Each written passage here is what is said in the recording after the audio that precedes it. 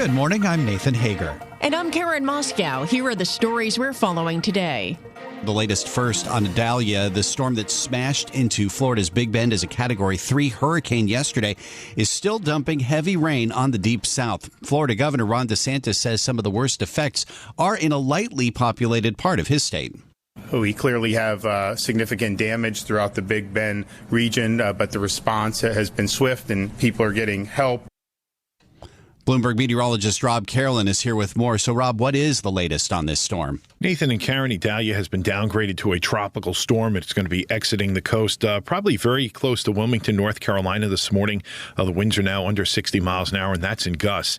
The big problem with the system, as we mentioned yesterday, is now heavy rain, which is falling over portions of eastern and northeastern North Carolina.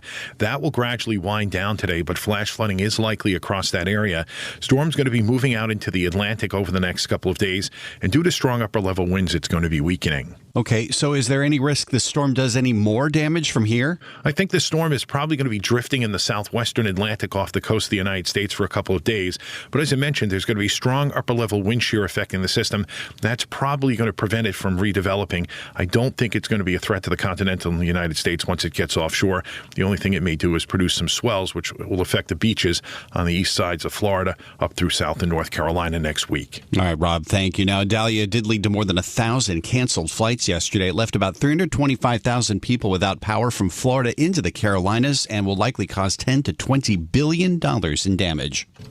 Well, we turn to the markets now, Nathan, and shares of UBS are surging. They are up more than 5.5%. The Swiss bank has posted the biggest ever quarterly profit for a bank in the second quarter as a result of its emergency takeover of Credit Suisse. The $29 billion gain is a result of the accounting difference between the $3.8 billion price UBS paid for Credit Suisse and the value of the acquired lender's balance sheet. We spoke with UBS Chief Executive Sergio Ermotti, who confirmed that thousands of job cuts are on the way. We will have around 3,000 jobs that will be made redundant over the next years. 1,000 are in relation to our decision to integrate the Swiss bank. UBS CEO Sergio Ermotti made the comments in an interview with Bloomberg's editor-at-large Francine Lacqua. Hear more of that conversation in a few minutes. Well, on the flip side, Karen, investors in Pernod Ricard may be crying in their drinks this morning. Those shares are down more than 4%. The maker of Absolute Vodka and Jameson Irish Whiskey says its first fiscal quarter will be negative in the U.S. as drinkers pull back on pricey booze after a pandemic surge. The company also expects weak sales growth in China. Well, we turn to the economy now, Nathan, and we get some key economic data ahead of tomorrow's jobs report and a warning from a top Fed official. We get the latest with Bloomberg's John Tucker. John. Yeah, good morning, Karen. Atlanta Fed President Raphael Bostic believes the Fed's job is pretty much done. In remarks to a conference in South Africa this morning, he says policy is appropriately restrictive. I think we should be cautious and patient and let the restrictive policy continue to influence the economy, lest we risk tightening too much and inflicting unnecessary pain. The Fed has made clear they're data dependent, and this morning we get another big piece of the puzzle with Fed Chair Jerome Powell's preferred inflation metric.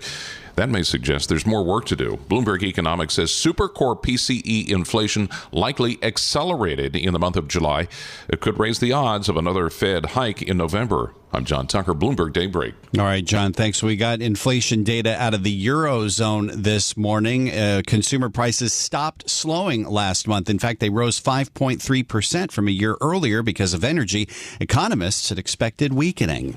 Well, in Asia, Nathan, China's manufacturing contraction eased slightly in August, and a gauge of new orders improved, and that's providing some hope that the worst of the sector's slump may be ending. Well, meanwhile, Karen, the Chinese developer Country Garden has warned it may default on its debt and raised concerns about staying in business. The warning came as the property giant posted a record first-half loss of almost $7 billion. Well, back here in the U.S., Nathan, shares of Salesforce are up about 5.5%. The software giant gave a revenue and profit forecast for the current period that topped analyst estimates. And analysts say its cost-cutting campaign is easing some anxiety about a sales slowdown. In corporate news, Karen, more changes are coming to X. That's the social media company formerly known as Twitter. In a post this morning, Elon Musk said users will soon be allowed to make video and voice calls through X. He says no phone number will be needed.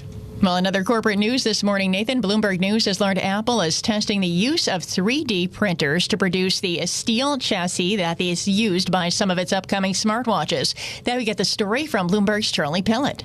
It would herald a major change to how the company manufactures products. The technique would do away with the need to cut large slabs of metal into the product's shape. Sources say that would reduce the time it takes to build devices while also helping the environment by using less material. The new approach has the potential to streamline Apple's supply chain and kick off a broader shift. In New York, Charlie Pellett, Bloomberg Daybreak. And it's time now for a look at some of the other stories making news around the world. For that, we're joined by Bloomberg's Amy Morris. Amy, good morning. Good morning, Karen. Senate Republican leader Mitch McConnell froze after a reporter asked his thoughts about seeking re-election. The senator abruptly stopped and stared for more than 30 seconds, even as his aides intervened. All right, I'm sorry, you all. We're going to need a minute. Senator. A spokesman for McConnell said in an emailed statement that the senator felt momentarily lightheaded and paused during the press conference. An aide said he felt fine but planned to consult a doctor before the next event. President Biden planned to reach out to McConnell after that incident. Mitch is a friend, as you know, not a joke. We always, I know people don't believe that's the case, but we have disagreements politically, but he's a good friend, and so I'm going to try to get in touch with him later this afternoon. I don't know enough to know. There are concerns about the 81-year-old's Republicans' health. McConnell's had a similar freeze moment during a news conference at the U.S. Capitol in July. Donald Trump and his company are formally accused of inflating the value of his assets by as much as $2.2 billion.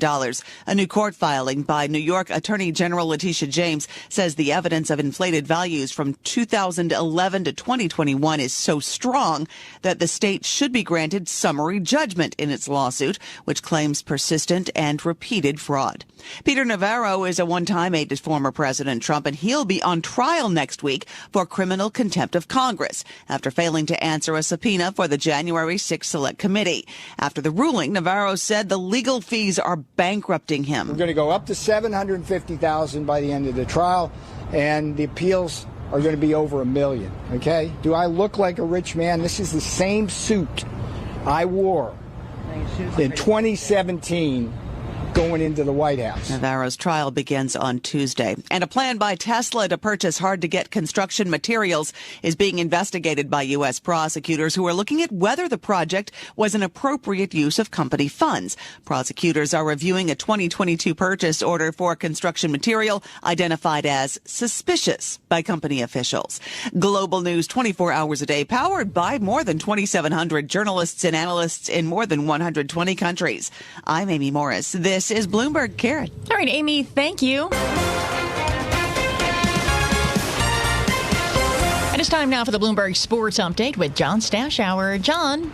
Karen, the Cincinnati Bengals the last 2 years have played in a Super Bowl and an AFC Championship game led by their terrific young quarterback Joe Burrow. So Bengals fans had to hold their breath when Burrow suffered a calf injury just when training camp began in late July. But yesterday, he was back at practice, and Burrow hopes to play the Bengals season opener. Jonathan Taylor will miss the Colts' first 4 games, put on the physically unable to perform list. Taylor has demanded a trade. It was already known that the Colts were talking to Miami. Now it's been learned they had talks with Green Bay as well. Couldn't make a deal. Colts GM Chris Ballard yesterday saying the situation with Taylor sucks. Baseball Giants lost at home to the Reds 4-1. A's lost in Seattle 5-4. The Mariners' 21st win in the month of August. The Astros were the first ever sweep in Boston. They beat the Red Sox 7-4. Orioles out a 4-0 lead, then lost to the White Sox 10-5, and Baltimore's lead in the AL East over Tampa Bay is down to a game and a half. Nationals were shut out in Toronto 7-0. Upsets at the U.S. Open. Casper Ruud, the 5th seed who played in the final last year, lost in 5 sets. 7th seed Stefanos Tsitsipas lost to the 21-year-old Dominic Stricker from Switzerland. And last night, Caroline Wozniacki, who's been retired for 3.5 years, upset Petra Kvitova at Arthur Ashe Stadium, 7-5, 7-6. John Stashower, Bloomberg Sports. From coast to coast, from New York to San Francisco, Boston to Washington, D.C., nationwide on SiriusXM, the Bloomberg Business app, and Bloomberg.com. This is Bloomberg Daybreak. Good morning, I'm Nathan Hager. The biggest ever quarterly profit for a bank has just been posted in Switzerland. UBS reported those results nearly 3 months after the Swiss lender's emergency acquisition of rival Credit Suisse. And this morning, the CEO of the last Swiss mega bank, Sergio Ermati, says he is turning his focus to continue implementing one of the biggest mergers ever in global finance, and that means more changes on the way. Ermati discussed it all with Bloomberg editor-at-large Francine Lacroix. Let's bring you part of that conversation. Our industry, it's very difficult to do restructuring, the deep restructuring necessary at Credit Suisse, and extract the synergies without going through people and headcount. Having said that, there is a big element of the cost that is driven by real estate planning, by rationalizing legal entities, and by IT platforms shutdowns. On the headcount front, first of all, we are counting a lot on natural attrition, on retirements and internal mobility, and shifting also our permanent to external headcount ratio. Having said that, of course, we're going to have to take some proactive actions in redundancies in the years to come. Yeah, mainly in Switzerland? No, I think this is something that will affect, of course, our entire workforce. As much as, in Switzerland, we expect from a proactive standpoint of view, we will have around 3,000 jobs that will be made redundant over the next years. 1,000 are in relation to our decision to integrate the Swiss bank. Were you relieved that there weren't any nasty surprises? Yes, I mean, I think that I always felt that this integration is not risky, it's complex. And it takes time, it takes focus, it takes dedication. Of course, we cannot underestimate that the situation at Credit Suisse was as a situation that was clearly indicating that the business was not viable any longer. Credit Suisse has a very strong people, clients, franchises, product capabilities, but the business model was not there. Was not the right one any longer, and I think that the excellence part of Credit Suisse now, as part of UBS, can flourish and make UBS stronger. What will happen to the Credit Suisse brand? The Credit Suisse brand, outside Switzerland, we will phase it out. We may keep it for niches situation, but the brand that we will use outside Switzerland will be UBS. In Switzerland, until the end of 2024, we will keep both brands as we go through the integration of the Swiss operations. You talk about the complexities. Of course, I mean, this is a masterful job that you needed to do. How important was it to really almost get everything done, or have a blueprint today, so that customers, so that a lot of your also employees knew what was going to happen? Yeah, of course, we announced the transaction 5 months ago. We closed it in June.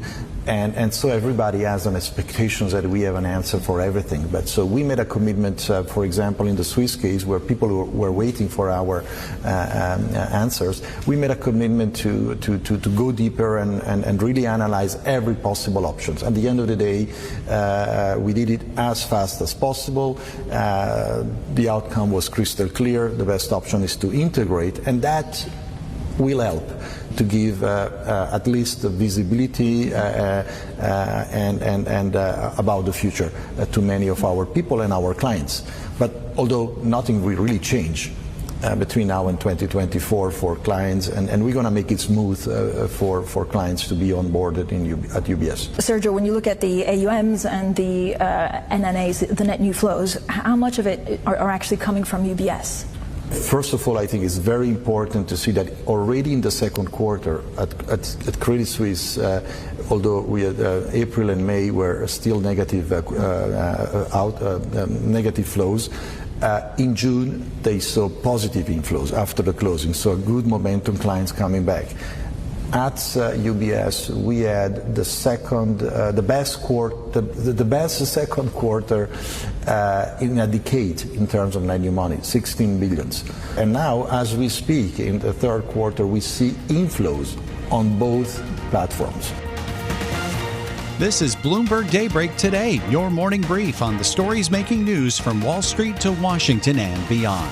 Look for us on your podcast feed at 6 a.m. Eastern each morning on Apple, Spotify, and anywhere else you get your podcasts. You can also listen live each morning starting at 5 a.m. Wall Street time on Bloomberg 1130 in New York, Bloomberg 99.1 in Washington, Bloomberg 106.1 in Boston, and Bloomberg 960 in San Francisco. Our flagship New York station is also available on your Amazon Alexa devices. Just say, Alexa, play Bloomberg 1130. Plus, listen coast to coast on the Bloomberg Business app, Sirius XM Channel 119, the iHeartRadio app, and on Bloomberg.com. I'm Nathan Hager. And I'm Karen Moscow. Join us again tomorrow morning for all the news you need to start your day right here on Bloomberg Daybreak.